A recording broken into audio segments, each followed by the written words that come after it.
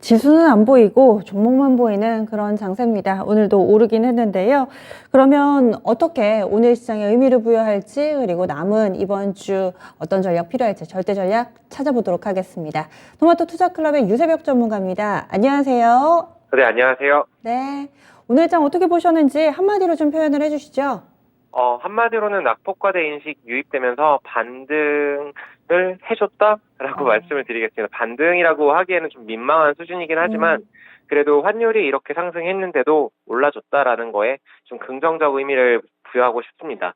전문가님 연결하는 날마다 그 전에 크게 밀리고 오르고 그렇더라고요. 그래서 지난주 이 시간에도 낙폭과대 인식에 따른 반등 이렇게 한마디로 좀 잡아주셨는데 오늘도 역시나 시장 그렇게 판단을 하고 계시는 것 같네요. 지수는 그렇고 세부적으로 재료도 많고 이슈 많았습니다. 체크포인트들 어떤 게 있을까요?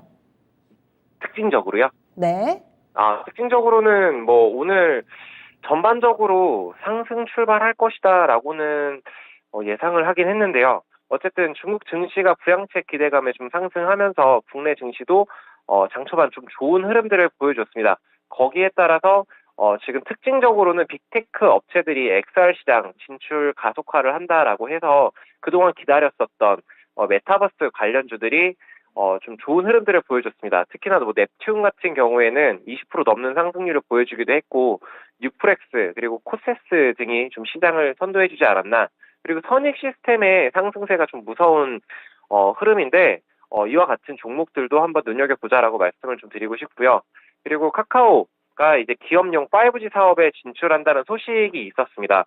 그러면서 이제 5 관련주들이 좀 변동성을 보여줬는데 오늘 같은 경우에는 RFHIC 그리고 솔리드가 좀 좋은 흐름들을 보여줬고 HFR은 계속 좋은 흐름들을 보여주다가 살짝 조정 줬다가 다시금 올라와주는 모습들, 그리고 대표적인 종목들 이노와이어릭스 이런 종목들도 좋은 흐름들을 보여줬습니다. 저는 5G에 관련해서는 갈 수밖에 없는 산업이라고 계속 말씀을 드리고 있는데 이쪽 섹터들이 고생을 많이 시켜줬던 섹터임은 분명합니다만 산업 전반적으로 갈 수밖에 없고, 그리고 네옴시티 관련해서도 이쪽이 들어갈 수밖에 없기 때문에 저는 계속 예의주시해야 되지 않을까라고 말씀을 드리고 싶고요. 그리고 이제 너무나 뜨거웠던 태양광이 오늘도 갔습니다. 살짝 조정을 주는가 싶더니 결국은 또 유럽 전력난 소식 전해지면서 태양광 수요 급증한다. 이 같은 소식 속에서 이제 하나솔루션이라든가 현대에너지솔루션 그리고 뭐 다른 종목들도 같이 좋은 흐름들을 보여줬다라고 말씀을 드리고 싶고요. 그리고 이제 내일 발표가 될 풍력발전 경쟁 입찰제 도입 소식이 전해지면서 풍력 에너지 관련주들이 다시금 기지개를 킬려는 모습들을 보여주고 있습니다. 그리고 마지막으로 말씀을 드리고 싶었던 거는 어저께 그 시마론에서도 말씀을 드렸었던 리오프닝 관련해서 오늘 이슈바를 좀 받아줬어요. 코로나19 검사 폐지에 일본 여행 예약이 급증을 하고 있다라는 소식 속에서 리오프닝 관련주들이 차별화된 그런 모습들을 보여주면서 긍정적인 흐름들을 보여줬다라는 점, 오래 기다리셨을 것 같은데 저는 사실 이쪽 좀 약간 보수적으로 접근을 하고 있습니다만 어쨌든 오늘은 이쪽이 좀 주도를 하지 않았나라고 말씀을 드리겠습니다. 네.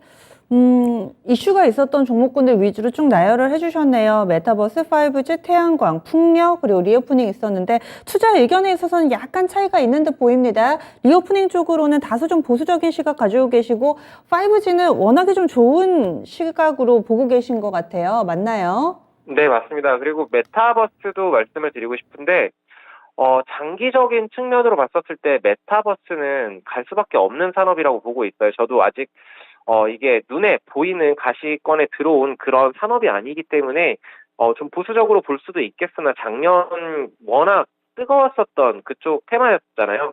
그렇기 때문에 다시금 시장에서 고개를 들어 올릴지 예의주시하시는 분들이 많을 거라고 생각을 하고 있고, 혹은 물려서 좀 고생하시는 분들도 이쪽 언제 가지라고 이렇게 보실 텐데, 저는 장기적으로 뭐 1, 2년이 아니고 향후 3년에서 5년, 10년까지 좀 바라본다라면은 이쪽은 정말 한번 크게 치지 않을까, 텐베고가 나올 수 있을 섹터가 이쪽 섹터가 아닐까라고 보고 있고요. 5G는 이제 올라가야죠. 네.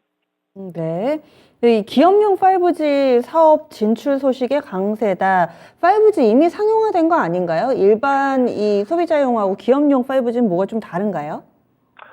크게 다르다라고 말씀을 드리기보다는 어쨌든 카카오가 이제 IT 기업의 새 먹거리로 부상하고 있는 거 이제 특화망 사업에 진출한다고 했으니까 여기 관련해가지고 좀 과기부에서 제출할 예정이다. 이런 소식이 아무래도 좀 모멘텀을 받지 않았나라고 보고 있고요.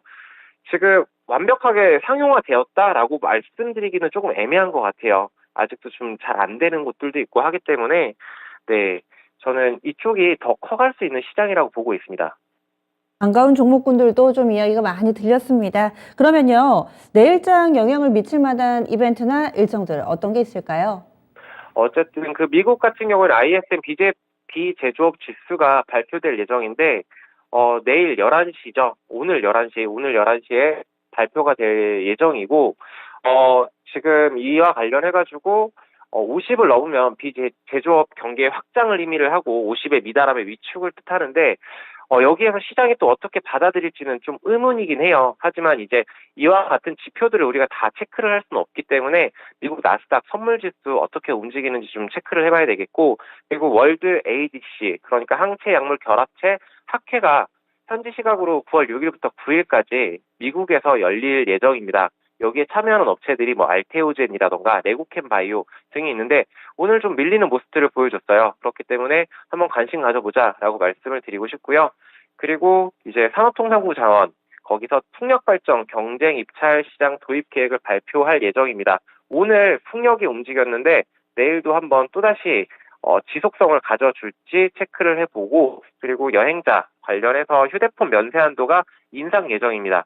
기존에 600달러에서 지금은 이제 800달러로 올라간다고 해요. 그렇기 때문에 이와 같은 모멘텀이 면세점 관련 섹터들, 그러니까 호텔 신라라던가 뭐 이런 종목들 신세계 한번 보자라고 말씀을 드리겠습니다. 이 풍력 발전 경쟁 입찰 시장 도입 계획 발표 예정이다. 이렇게 얘기를 해주셨고, 오늘 시장에서도 긍정적으로 반응이 나오기는 했는데, 사실 생각해보면은 경쟁 입찰하게 되면은 업체들에서는 단가를 낮추려고 여러 가지 노력을 할 테고, 이럴 경우에 수익성에 좋은 영향을 미칠까? 여기에 대해서 물음표가 달리거든요. 어떻게 보세요, 전문가님? 저는 이쪽이 뭐 그런 식으로도 해석을 할 수가 있을 것 같은데, 저는 어쨌든 이와 같은 소식이 시장 참여자들은 긍정적으로 해석을 하는 것 같아요. 저 또한 좀 이게 나쁘다 좋다를 생각하기보다는 어쨌든 이런 모멘텀으로 주가가 움직이지 않을까라고 보고 있습니다. 네. 어떤 방향으로든 모멘텀이 일단은 좀 발생을 했다. 이렇게 이야기를 해주시네요. 그래서 제약 바이오 섹터에 영향을 미칠 만한 학회 이슈, 그리고 시장 전체적으로 영향 줄 만한 미국의 비제조업 ISM 지표, 그리고 풍력 쪽에 이벤트 있고요. 그리고 면세 쪽으로는 오늘 이어서 내일까지도 영향을 미칠 만한 증시 일정들 정리해봤습니다. 그렇다면 내일 절대 전략 어떻게 세우고 계신가요? 오늘 같은 경우에는 개인 투자자분들이 저는 시장에서 좀 많이 매도세가 나오지 않을까라고 생각을 했는데 코스피 시장에서는 좀 많이 들어왔어요. 들어와 주면서, 근데 반대로는 코스닥 시장에서는 많이 팔고 나갔는데 아무래도 이 거래 후에 추석 전에 현금화하는 전략을 선택하지 않았나라고 보고 있고, 그래서 내일은 좀 관망세가 좀 짙을 것으로 좀 보여집니다. 미국 증시가 뭐 이렇게 공급망 완화 신호가 있다라는 이런 점들도 긍정적이긴 한데 아직은 지금 좀 부담 요인이 있지 않을까. 매크로적으로 좀 너무 달러가 강세이기 때문에 저는 다소 보수적으로 접근을 해보자라고 말씀을 드리고 싶고요. 똑같은 내용인 것 같아요. 그리고 이제 마지막으로는 제가 낙폭과대 인식되는 그런 종목들 장기적으로, 이제 단기적이 아닌 장기적으로 접근을 해야 되는 시기다라고 말씀을 드리고 싶고요. 단발성으로 좀 튀어줄 수 있는 그런 재료들 붙어주는 트레이딩 관점으로 접근할 수 있는 그런 섹터들은 정말 빠르게 치고 빠질 수 있는 그런 그 실력을 보유하신 분들만, 트레이더 분들만 접근을 하시는 게 좋기 때문에 저는 관망세를 한번 유지해보자. 관망도 어떻게 보면 한 투자의 방법이다라고 말씀을 드리겠습니다. 아직 시장 전체적으로 안심할 때는 아니라고 보시는 거군요. 네, 맞습니다. 근데 주목하고 있는 섹터는 저는 5G랑 메타버스 주목하고 있습니다. 예, 알겠습니다. 이 부분도 꼭 참고하겠습니다. 고맙습니다. 네, 감사합니다. 네, 유세벽 전문가입니다. 오늘 시장은 4거래일 만에 반등 움직임을 나타냈기는 했지만은 아직 확실하게 바닥이다. 이렇게 단언하기에는 좀 시기상조다. 조금 더 관망세를 이어가 보자. 이런 의견 나왔습니다. 그리고 좀 이 단기 트레이딩에 능하신 분들만 재료가 있는 낙폭과대 종목군들 위주로 이 짧게 대응 전략을 세워보는 부분들, 그리고 중장기적으로는 5G와 메타버스 관련돼서 이 종목군들이 꽤 오래 쉬었습니다. 그런데 이쪽으로도 이제 슬슬 시세의 연속성이 기대된다라는 의견 함께 들어봤습니다. 오늘 준비한 내용은 여기까지입니다. 다양한 투자 판단에 대한 도움 말씀드렸고요. 종목의 상승과 하락을 보장하지는 않습니다. 종목에 대한 고민은 이어지는 시간, 진짜 쉬운 진단 시간 해결해 드리니까요. 이 시간까지 함께 해주시고요. 전 여기서 인사드리도록 하겠습니다. 내일 아침에 뵙겠습니다. 고맙습니다.